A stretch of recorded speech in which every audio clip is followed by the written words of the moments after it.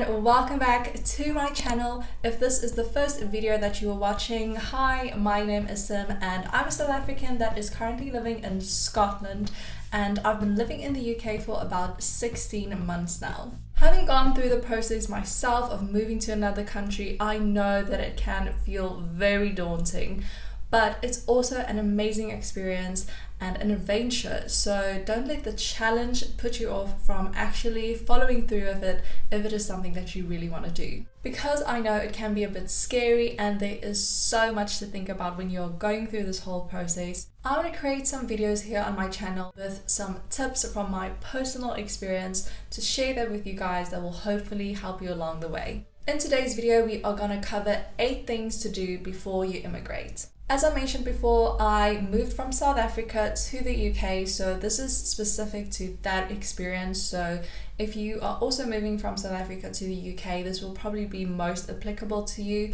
But I try to keep my tips generic as well. So if you are from another country and moving to any other country, I think these tips will still benefit you. With that said, let's get into the first thing that you need to do before immigrating. First thing that comes to mind when you are going to a different country is that you need your passport. So firstly, you need to make sure that you actually have a passport, and if you don't, you need to apply for that ASAP.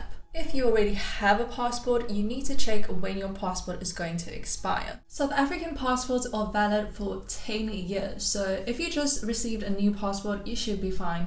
But if you've had your passport for a while, you might just want to check if you need to apply for a new one. I know that there's probably not a single South African that likes a trip to Home Affairs, but unfortunately that's where you'll need to go to apply for a new passport, because you need to make sure that your passport is valid for the period of your visa. Speaking of your visa, that brings us to the second thing that you need to do before immigrating. If you are entering the UK from South Africa, you will need a valid visa to permit you to do so. Maybe you just want to try the UK out first and just see if you will actually enjoy living here. In that case, you could probably come in with a tourist visa first, which will be valid for a limited time, and you also won't be allowed to work in the UK. A tourist visa, as the name suggests, will then obviously not really help you with immigrating to the UK. If you've already set your mind on moving here, you'll therefore have to apply for a different type of visa that will be valid for a longer period, and in most cases you'll probably also want a visa that allows you to work here. In my case, my husband is a British citizen, so I could apply for a spousal visa through him, and this visa allows me to work in the UK and remain here for 2.5 years. If you don't have a British passport and your partner also doesn't have a British passport, there are other visa options that you can look into to move to the UK and also be allowed to work in the UK. One option that comes to mind is finding a job in the UK and getting the employer to actually sponsor you to come over to the UK, and they will actually then cover a portion of the visa for you. There's actually a whole list of jobs that are needed in the UK, so if your profession is on that list, you are way more likely to get an employer that will sponsor you to come over to the UK to work here. There are also other visa options, but I'm not going to get into that too much because I don't want to make this whole video just about visas. But the point is to just do your research about what visa you can apply for, what you are allowed to do with that visa, and also remember to check how long that visa is going to be valid for. The third thing to do before immigrating to another country is to make sure that you have all the documents you could possibly ever need of your birth country. This includes your birth certificate, ID, license, marriage certificates, anything that you could possibly need in the future.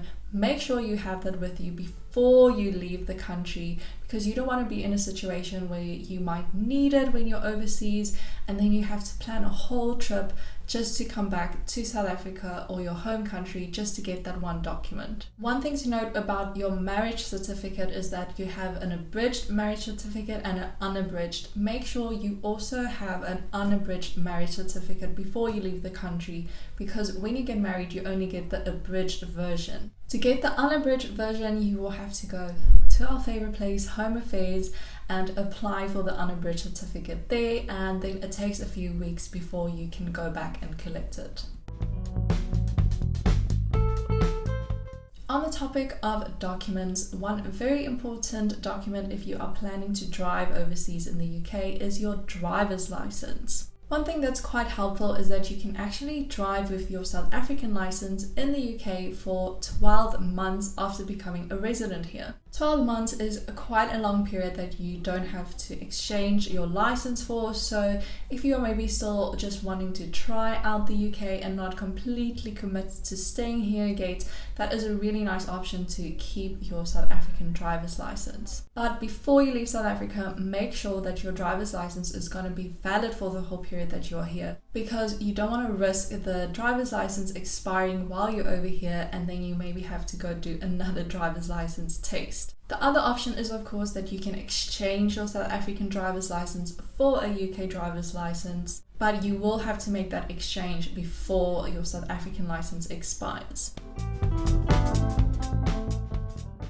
There's definitely a train to all the tips and things that you need to do before immigrating, because the fifth one is to make sure that your bank card isn't going to expire before you are able to get a bank account in the UK. Because you need a permanent address to actually get a bank account here in the UK, you should not close your bank account in South Africa before moving. You'll probably still need to use your South African bank account for about 3 months before you can go to a bank here and apply for a new account, because they will require utility bills with your permanent address on there. Of course, it's not ideal having those international fees going off your South African bank account, so you want to get that sorted as soon as possible. But even once you do have a bank account here in the UK, you might not be able to apply for a credit card. Compared to South Africa, I would say the UK is a bit more strict in approving credit cards.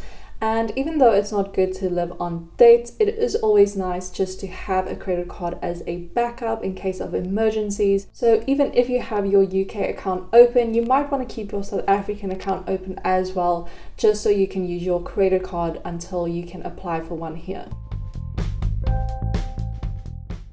If you do have friends or family that you can stay with for the first few months while you're just settling in, that will be very helpful just so you can get to know the area. But if you don't have that option, you'll have to decide before you immigrate whether you're going to stay in a hotel or rent an Airbnb, or are you just gonna go straight for it and rent out a place. Of course, it's nice to rent a place because then you can just move in straight away and unpack all your bags and everything that you brought with you. Also, you'll have your own space to cook food, get ready for work, and you can basically just get settled in really quickly in your new life. If you, however, want to explore your area a little bit more and go see places in person before actually committing to renting a place, you can also set yourself a deadline of I want to stay in an Airbnb or a hotel for a month, and then after that I'll get my own place. Just keep in mind that renting a place is probably going to be a little less expensive. Even though you can find an Airbnb that will be the same price as renting a place,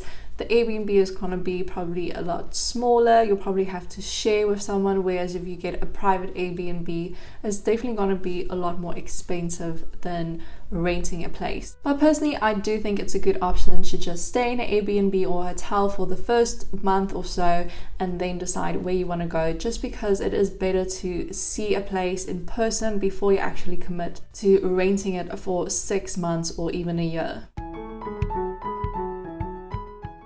One thing that can be tricky to decide is whether you are going to take your furniture and everything with you to the UK, or if you're going to sell everything in South Africa before moving. It's difficult because when you sell your things, you are never going to get that value back for your appliances and your furniture, and it takes quite a while to build up everything for a home. On the other hand, you need to consider the cost of actually moving everything overseas, which can also get quite expensive. I think the best thing to do is look at what you currently have and then determine if the value of those things are worth the cost of moving it overseas. In my case, I decided to sell the big furniture items and only kept the smaller things like cutlery, house decor, bedding, things like that. If you decide you're going to move things over to the UK, there are a few options. I chose sea freight to ship our things overseas in a container, and because we had less items,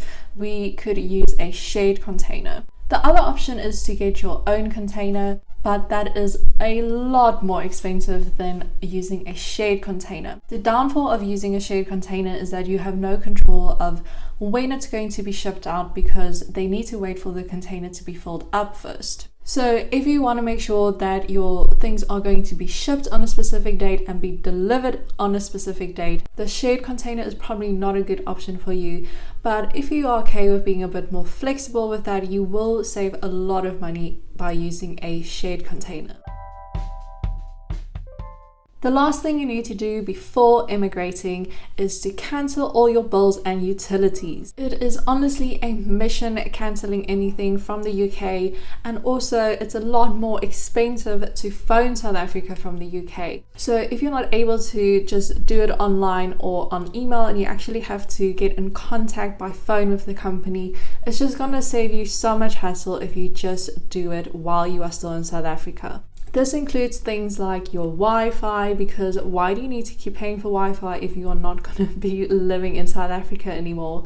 And also your phone. If your phone is on a contract, you'll need to cancel the contract, and you also need to be aware that there might be an amount that you still need to pay to actually pay off the phone because you are cancelling the contract early. With all utilities and bills like that, make sure that you check in advance the amount of notice that you have to give the company, because you might not be able to cancel something immediately. You might need to give them 3 or 1 month's notice. And that covers all 8 things that you need to do before immigrating from South Africa to the UK. I hope this video helped anyone that is in the process of immigrating or thinking of immigrating, and I hope it helped to tick off a few things on your to-do list, and maybe also added a few things, but you rather want to know of things in advance and prepare and have enough time to do it before you leave South Africa.